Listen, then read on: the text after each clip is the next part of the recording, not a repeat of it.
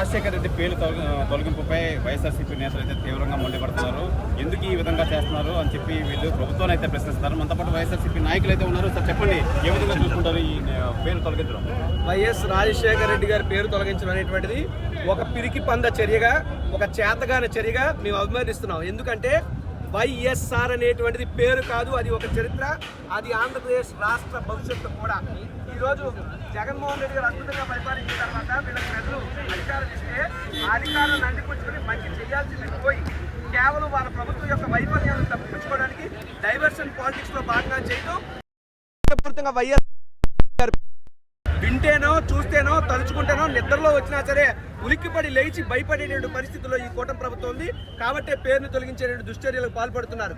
ఒకటైతే చెప్తున్నాం, మీరు పేరును తొలగించగలరేమో తప్ప వైఎస్ రాజశేఖర రెడ్డి గారి మీద ఈ రాష్ట్రంలో ప్రతి ఒక్కరూ తమ గుండెల్నే గుడిగా చేసి వైఎస్ రాజశేఖర రెడ్డి గారిని దేవుడిగా కొలుచుకుంటున్నారు. ఆ అభిమానాన్ని టచ్ చేసే శక్తి ఈ కూటమి ప్రభుత్వానికి లేదు. ఇటువంటి దిక్కుమాల పనులు మాని ముందు ఇమీడియట్ గా వైఎస్ఆర్ గారి పేరు పెట్టాలని చెప్పి డిమాండ్ చేస్తూ, ఇలాంటి పనులు కాకుండా మీకు సూపర్ 6 ఇచ్చారు, సూపర్ 6 అమలు చేయండి అంటే డకౌట్ అయ్యే పరిస్థితుల్లో ఈ కూటమి ప్రభుత్వం ఉంది. ప్రభుత్వం పక్కన పెడితే ఆంధ్ర క్రికెట్ అసోసియేషన్ మీరు కలిసారా? ఏం చెప్తున్నారు వాళ్ళు? ఆంధ్ర క్రికెట్ అసోసియేషన్ ప్రతినిధులు అయితే ఇప్పుడు మాకు అందుబాటులోకి రాలేదు.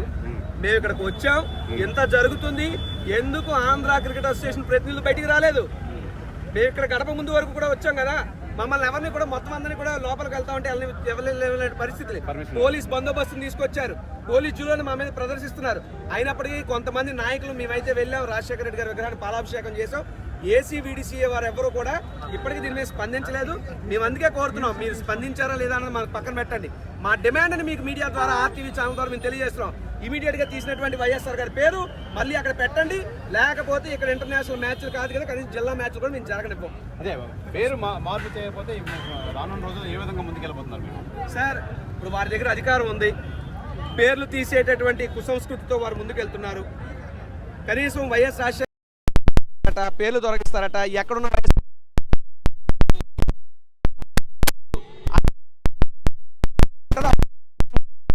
డిమాండ్ చేస్తాం, చేస్తాం. ఆ రోజు మళ్ళీ మనం మాట్లాడతాం. అంటే మీ జగన్మోహన్ రెడ్డి హయాంలోనే ఎన్టీఆర్ జిల్లా నామకరణం చేశారు కదా, ఏం చెప్తారు మీరు? అదే అంటున్నాను సార్, ఇప్పుడు ఎన్టీఆర్ జిల్లా అని చెప్పి వైఎస్ జగన్మోహన్ రెడ్డి గారు పెట్టడం జరిగింది. అయితే వైఎస్ఆర్ జిల్లా అని చెప్పి కడప జిల్లా కూడా వైఎస్ఆర్ జిల్లా నామకరణం జరిగింది. ఇంకో హాస్యాస్పదం ఏంటంటే పొట్టి శ్రీరాములు జిల్లాకి చంద్రబాబు నాయుడు గారు పేరు అంటారు. ఇది ఎప్పుడో నాకు తెలియదు. రాజశేఖర రెడ్డి గారి హయాంలో పొట్టి శ్రీరాములు జిల్లాగా నెల్లూరు జిల్లాకు పేరు పెట్టారు. ఈ రోజు కడప జిల్లాకి ఉన్నటువంటి వైఎస్ఆర్ పేరుని వైఎస్ఆర్ కడపగా మార్చారు. ఓకే, మరి ఎన్టీఆర్ జిల్లాకు ఉన్నటువంటి పేరును కూడా ఎన్టీఆర్ విజయవాడ ఎందుకు మార్చలేదు? ఎన్టీఆర్ కృష్ణా జిల్లాను ఎందుకు మార్చలేదు? అంటే పేర్లు మార్చడం ద్వారా రాష్ట్రంలో ఒక అలజడి తెచ్చి లాండ్ ఆర్డర్ సమస్య క్రియేట్ చేసి ప్రజల మధ్య కొట్లాటలు జరిగితే తద్వారా తలుచు కాచుకుని పాలిటిక్స్ చేసే ప్రయత్నం కలిసి వచ్చింది ఏంటని చెప్పి నేను అడుగుతున్నా. కేవలం రాజకీయాల కోసం కక్షపూరిత చర్యలు భాగంగా ఇదంతా చేశారు. ఇది ప్రధానంగా ఈ పేర్లు మార్పే కుసంస్కృతి అయితే వీళ్ళు పాటిస్తున్నారు. రానున్న రోజుల్లో ఈ పేరు మళ్ళీ యథావిధిగా పెట్టకపోతే ఇక్కడ మ్యాచ్లు కూడా జరగనివ్వకుండా నిర్బంధిస్తాం, ప్రభుత్వాన్ని అయితే హెచ్చరిస్తున్నాం. కంపల్సరీగా మేము రానున్న రోజుల్లో తీవ్ర రూపం దాలుస్తాం మా ఉద్యమం చెప్పి తెలియజేస్తున్నారు. కెమెరామెన్ రామ్ కుమార్ తో విశాఖ క్రికెట్ స్టేడియం. మరిన్ని వీడియోస్ కోసం ఛానల్ ని సబ్స్క్రైబ్ చేయండి. లేటెస్ట్ అప్డేట్స్ కోసం వాట్సాప్ ఛానల్ ని ఫాలో అవ్వండి. ఆ లింక్ డిస్క్రిప్షన్ లో ఉంది.